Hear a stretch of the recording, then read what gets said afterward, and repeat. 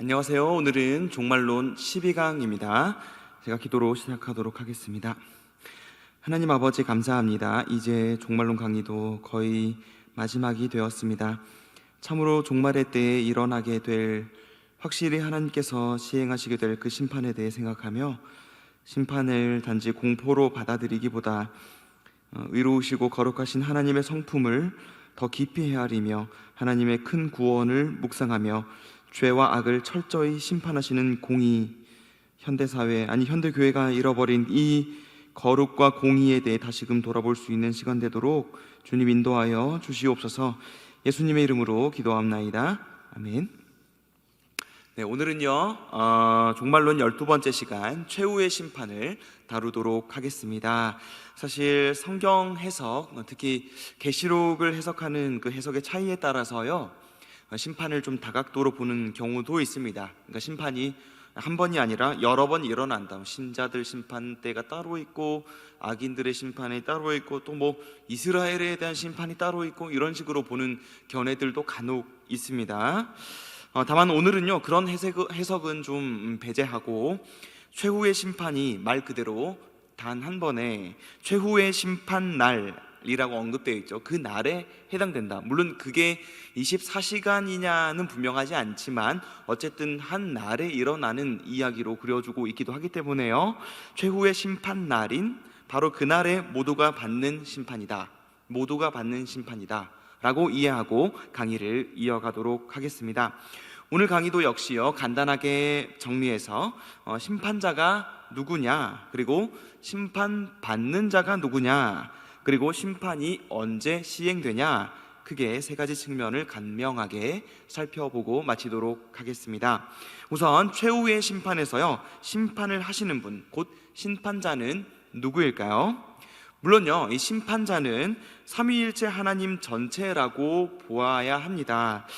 근데 그럼에도 불구하고 우리가 성경을 볼 때에는요 어떤 일, 삼위 하나님께서 어떤 일을 하실 때 모두가 협력하시지만 그럼에도 불구하고 그 일을 누구에게 돌리느냐 하는 문제들이 있어요. 예를 들어서 지난주에 우리가 부활 이야기를 했지 않습니까? 예수님이 죽으신 후에 부활하실 때 그 부활도 성부 하나님께서 일으키셨다, 그리고 성령께서도 역사하신 것으로 그려줍니다. 그러니까 이 부활 사건도 삼위일체 하나님의 협력 사역이라고 볼 수 있죠. 그럼에도 불구하고 우리가 성부가 부활하셨다거나 성령이 부활하셨다는 이야기로 하지는 않습니다. 바로 성자 하나님이신 예수님의 몸이 부활했다, 즉 예수, 성자 하나님이신 예수님께 이 부활의 사역이 돌려지고 있다, 우리는 이렇게 표현을 하거든요. 마찬가지로 이 심판도 삼위 하나님 전체의 일이지만 이 예수 그리스도, 신약에 와서는 구체적으로 성자 예수님께 그 사역이 돌려지고 있다는 것을 우리는 기억할 필요가 있겠습니다. 다음 말씀들을 함께 보도록 하겠습니다. 먼저 마태복음 25장 31절 32절 말씀, 인자가 자기 영광으로 모든 천사와 함께 올 때에 자기 영광의 보좌에 앉으리니 모든 민족을 그 앞에 모으고 각각 구분하기를 목자가 양과 염소를 구분하는 것 같이 하여 양은 그 오른편에 염소는 왼편에 두리라. 누구죠? 자기 영광의 보좌, 심판의 보좌에 앉으시는 예수님 자신에 대한 이야기인 것이죠. 또 요한복음 5장 26절 27절 말씀도 보겠습니다. 보면 아버지께서 자기 속에 생명이 있음 같이 아들에게도 생명을 주어 그 속에 있게 하셨고 또 인자됨으로 말미암아 심판하는 권한을 주셨느니라. 예수님이 심판하시는 권한을 갖고 계심을 말씀하고 있습니다. 그리고요 사도행전 10장 42절 말씀을 보면요, 우리에게 명하사 백성에게 전도하되 하나님이 살아있는 자와 죽은 자의 재판장으로 정하신 자, 이분이 이제 예수님으로 표현되고 있어요. 여기서 곧 이 사람인 것을 증언하게 하셨고, 그리고 마지막으로 디모데 후서 4장 1절, 우리가 결정적으로 잘 알고 있는 말씀이죠. 하나님 앞과 살아있는 자와 죽은 자를 심판하실 그리스도, 살아있는 자와 죽은 자를 심판하실 그리스도 예수 앞에서 그가 나타나실 것과 그의 나라를 두고 엄히 명하노니. 이처럼 많은 구절들, 이 외에도 많은 구절들이요 예수님께서 재판장으로서 모든 산자와 죽은 자를 판단하시고 양과 염소를 구분하시게 될 것임을 말씀하고 있는 것이죠. 바로 이 최후의 심판의 사역, 재판장으로서 최종적으로 의와 불의, 선과 악을 판결하실 분은 바로 성자 하나님이신 예수 그리스도라는 것입니다. 그렇다면 이 심판주는 예수 그리스도다. 그러면 그 심판주에게 심판을 받는 심판의 대상은 누구인가 하는 것이죠. 최후의 심판이기 때문에요, 이 심판이야말로 최종적인 심판이에요. 그래서 재림 후의 모든 사람들은 심판을 받게 됩니다. 최종적인 것이니까 모든 것에 대한 심판이어야 하겠죠. 곧 모든 사람에 대한 심판이 될 것입니다. 이 땅에 살다가 주님의 재림으로 심판대 앞에 서기도 하고, 이미 죽은 사람들은 영혼으로 남아있다가 다시 육체와 결합되는 부활을 경험하여 심판대 앞에 서게 돼요. 예수님을 믿은 사람이든지 믿지 않은 사람이든지 모두가 다 심판대 앞에 서게 될 것입니다. 그리고 여기에 덧붙여 최후의 심판은요, 타락한 천사들에 대한 심판이기도 합니다. 사탄과 그의 귀신들은 이 심판날에 최후의 운명을 맞이하게 될 것입니다. 이 심판 때에는요, 모든 것이 다 드러나게 될 거예요. 그러니까 신자나 불신자나 다 각자 행한 모든 것, 심지어 은밀한 것조차 이 땅에 살아가면서는 다 판결받지 못한 그러한 죄악들조차 낱낱이 다 드러나서 하나님께서, 특히 예수 그리스도께서 판단하시고 심판하실 것이다 라는 얘기입니다. 그러면 신자도 불신자도 다 죄악을 행하고 이 죄와 악을 경험하지 않습니까? 신자도 불신자도. 그러면 모든 사람의 모든 것이 다 드러나서 모든 것으로 인해서 다 심판받는다면 신자와 불신자, 특히 신자도 함께 그냥 최후의 심판 때 정죄에 당하는 것이 합당하지 않을까요? 근데 성경은요, 그렇게 말하고 있지 않습니다. 아니라고 말씀하는 것이죠. 신자들도 죄를 행했고 우리가 행한 악이 분명히 존재하지만 예수님께서 우리의 형벌을 다 치르셨기 때문에 우리에 대한 판결은 더 이상 정죄가 아니라는 것입니다. 그래서 신자들은 최후의 심판에서 그리스도 덕분에 결국 의롭다고 다시 한번 최종적으로 선언될 것이고, 신자들은 예외 없이 새하늘과 새 땅으로 들어가게 될 것입니다. 반면에 죄인들, 죄를 저질렀으나 그리스도를 믿지 않아서 죄의 형벌이 대신 치러지지 않아서 형벌이 여전히 남아있는 사람들, 이 사람들은 결국 그 죄값을 치르게 될 것이고, 심판자이신 예수님은 그들에게 최종적으로 유죄다, 유죄 선언을 하셔서 그들은 영원한 형벌을 받게 될 것입니다. 근데 여기서 한 가지 우리가 질문이 생길 수 있습니다. 신자들도 최후의 심판에 서게 되고 불신자들도 심판 앞에 서게 되잖아요. 그러면 신자들도 최후의 심판대 앞에 선다면 신자들의 구원이 그때까지는 보장되어 있지 않은 것인가 라는 질문인 것이죠. 그렇지 않습니다. 그리고 이 땅에서 예수 믿고 천국 갈 줄 알고 있었다가 최후의 심판 때 갑자기 예수님의 생각이 막 바뀌어가지고 너의 삶을 다시 쳐다보니까 네 삶이 못 미친다야, 너 구원 못 받겠다 하고 갑자기 번복을 하실까요? 그런 일도 일어나지 않습니다. 이미 구원이 보장되어 있는데 그러면 신자들이 왜 굳이 최후의 심판대 앞에 다시 서야 하는가라는 의문이 들 수 있어요. 그렇죠? 구원이 보장되어 있고 우리 구원에 대해서 어떤 번복도 일어나지 않고 우리는 또다시 한번 의롭다, 우리는 천국, 새하늘과 새 땅에 가게 된다라고 이해하고 있다면 굳이 신자들에 대한 심판이 왜 필요하냐라는 생각이 들 수가 있다는 것이죠. 여기서 잠깐 우리가 받는 구원에 대해서 좀 생각을 해볼 필요가 있습니다. 사실 저는 한 사람이 어떻게 구원받는지에 대해서 관심이 많습니다. 물론 목사라면 응당 그래야 되겠지만 그 지점을 다루는 게 바로 이 구원론이라는 것인데요. 기독교에서 이 구원의 핵심은요, 바로 예수님의 십자가 죽음과 부활이고, 그것을 믿는 믿음이 또한 핵심이고, 그것을 믿을 때에 하나님이 의롭다고 선언해 주시는 것, 이것이 바로 우리의 구원이에요. 이것을 다른 말로 칭의라고 그럽니다. 즉 의롭다고 선언해 주시는 것, 칭해 주시는 것, 인정해 주시는 것, 그런 의미인 것이죠. 자, 그럼 이 땅에 사는 동안에는요, 이렇게 칭의의 구원을 받습니다. 어느 시점에 한 사람이 예수님을 믿어요.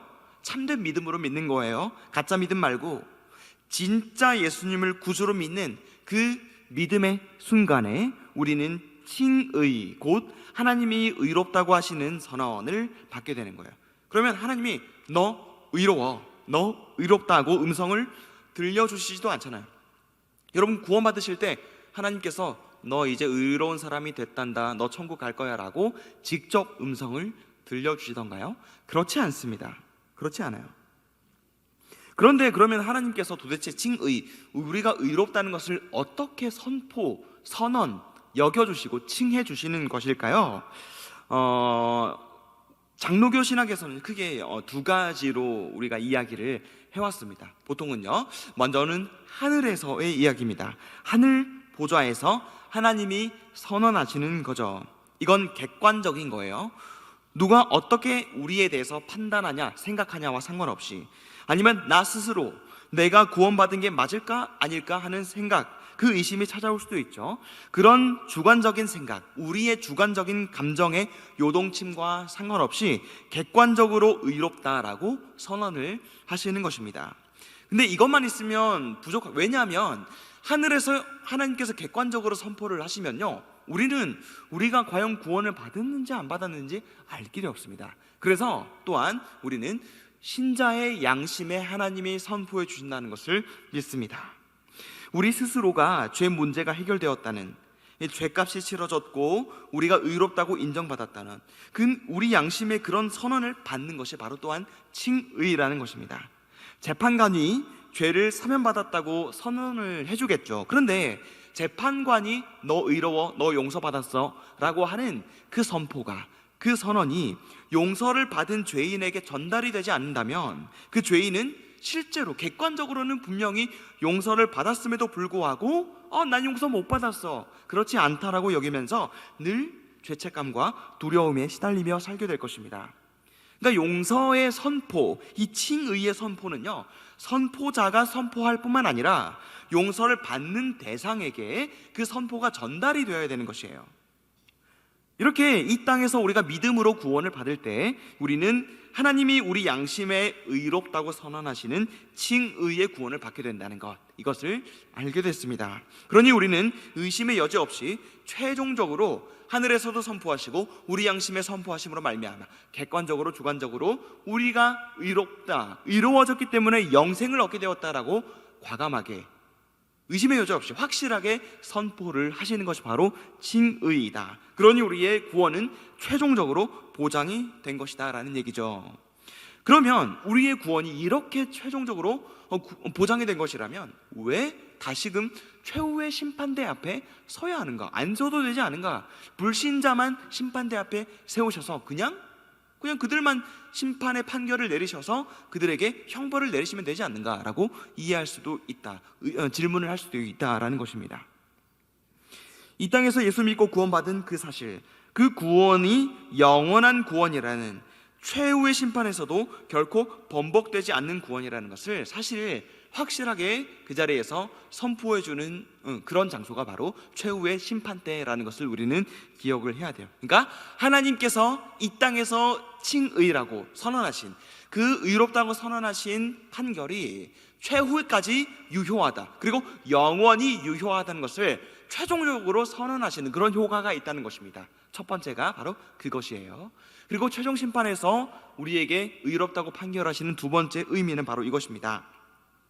최후의 심판은 성격상 모든 인류에 대한 심판을 우주적으로 선포하시는 것입니다.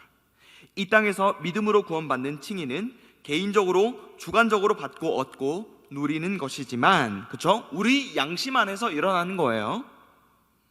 근데 최후의 심판대에서 다시 한번 최종적으로 이렇게 우리에게 판결을 내리실 때는 우주적인 성격을 갖고 있는 겁니다. 그러니까 번복되지 않고 변화되지 않지만 다시 한번 거기에서 선포하시는 이유가 뭐냐? 온 우주, 만천하, 모든 인격체에게 우리 자신의 구원이 영원히 획득된 참되고 영원한 구원이라는 사실이 선포돼서 우리 한 사람 한 사람의 구원을 이루시는 하나님의 영광이 이제는 만천하에 모두가 보는 그 자리에서 최종적으로 드러나서 하나님의 영광이 크게 울려 퍼지고 찬양받으시게 된다라는 것입니다.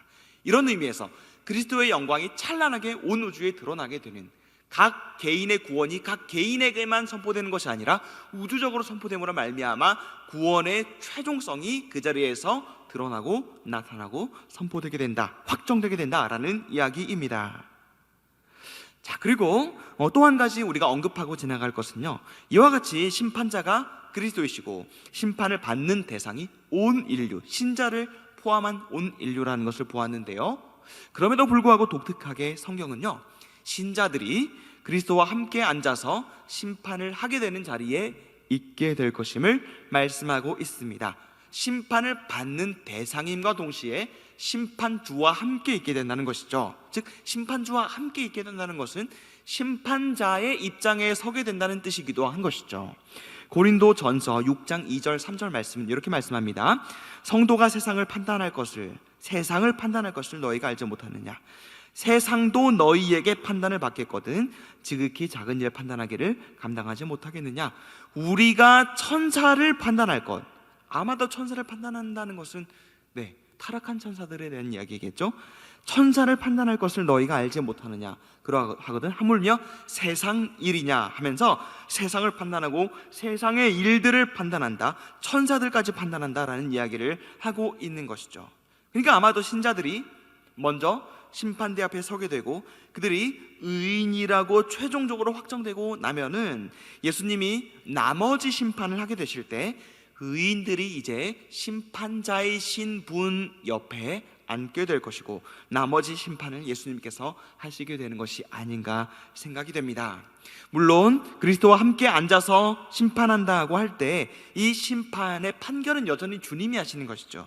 오직 예수님께만 최종적인 심판의 권위가 주어져 있다는 것을 확실히 해야 하고요, 또 주님이 심판하실 때 함께 앉은 성도들이 실제로 우리가 어떤 모습으로, 어떤 원리 가운데, 어떤 방식으로, 어떤 활동을 하면서 거기에 앉아있게 될지는 성경이 분명하게 자세하게 언급하고 있지 않다는 점 또한 인정하고 넘어갈 필요가 있겠습니다. 그렇다면 마지막으로 이 최후의 심판은 언제 있게 되는 것일까요? 물론 이 언제라는 의미가 또 몇 년, 몇 월, 몇 시 이런 걸 염두에 둔 질문이 아니라는 것을 여러분도 잘 아실 것입니다. 단지 성경에 나오는 종말의 여러 사건들과의 관계에서 이 최후의 심판이 자리하는 그 위치가 어디쯤인가 하는 질문입니다. 일단 예수님께서 심판주로 오셔야 되니까 예수님의 재림 이후인 것은 분명하죠. 그리고 새하늘과 새 땅 최종적인 상태 이전인 것은 분명합니다. 그렇죠? 그리고 예수님이 재림하실 때 그러면 예수님이 재림하시고 나서 곧장 심판이 이루어질 텐데 이 예수님의 재림과 이 심판 사이에도 어떤 일이 일어납니다. 지난 시간에 배운 것 바로 부활입니다. 부활을 하고 모든 사람들이 주님 앞에 서게 되는 일들이 먼저 필요한 것이죠. 그렇죠? 그 모든 사람이 예수님의 심판대 앞에 서려면 부활이라는 사건이 일어나야만 가능한 일입니다. 그래서 의인과 악인이 부활합니다. 그럼 최후의 심판은 땅에 남아있는 사람과 부활한 사람 모두가 받는 것이므로 최후의 심판은 재림 후에 부활이 있고 부활 후에 실행되는 것, 그렇죠? 재림 후에 부활 후에 최후의 심판이 이루어지는 것으로 우리는 순서적으로 살펴볼 수 있다는 것입니다. 최후의 심판이 있게 되면 의인들은 새하늘과 새 땅에, 악인들은 영원한 형벌의 불못에 들어가게 됩니다. 그럼 심판의 판결을 받은 의인이든 악인이든 들어가야 할 이 새하늘과 새 땅 그리고 영원한 형벌의 불못이 있어야 들어가지 않겠습니까? 그렇죠? 그게 준비가 되어야 되잖아요. 그래서 보통은요 이렇게 얘기합니다. 최후의 심판이 끝남과 동시에 새하늘과 새 땅 그리고 영원한 불못이 만들어져서 각각 여기와 저기로 그렇게 들어가게 될 것이다. 신자는 새하늘과 새 땅, 불신자는 영원한 지옥에 떨어지게 될 것이다. 이렇게 이야기하기도 하고요. 최후의 심판이 있고 나서 새하늘과 새 땅과 영원한 지옥이 만들어져서 들어갈 것이다. 이렇게 보는 관점도 있고요. 아니면 이미 모두가 이제 심판대 앞에 서게 되겠죠. 최후의 심판대 앞에 서게 될 때 이 모든 세상은 이제 뒤집어지면서 점점 한쪽은 새하늘과 새 땅, 그리고 다른 한쪽은 영원한 불모, 지옥으로 변모하게 되고 있다. 그런 과정 속에서 최후의 심판이 일어나고 있을 것이다. 이렇게 생각하기도 합니다. 어떻든지 그 영원한 세계들이 어느 시점부터 펼쳐지게 될지는 불분명하지만 확실한 것은 최후의 확정적인 재판, 이 판결이 있고 나서 그 영원한 세계로 진입하게 될 것이다 라는 점입니다. 마지막으로 한 가지 고려하고 좀 마쳤으면 좋겠는데요. 우리가 심판에 대해 얘기할 때요, 우리는 항상 우리가 받는 심판, 우리가 심판을 받는 것에 대해서만 생각하지 예수님의 영광에 대해서는 별다른 관심을 보이지 못할 때가 좀 많은 것 같습니다.